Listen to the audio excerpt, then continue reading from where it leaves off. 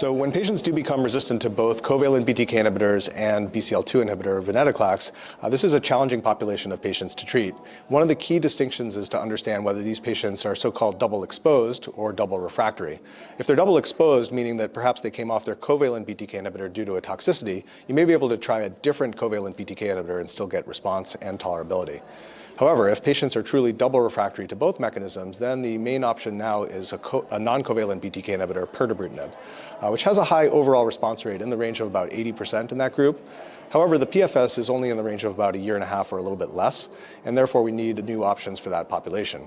We do have in the US Liso-cel, the CD19 CAR T-cell therapy approved, where we see about a 20% rate of complete response as monotherapy. And there's very promising data now from BTK degrader drugs in early phase clinical trials that look quite active in the double and even a triple refractory population.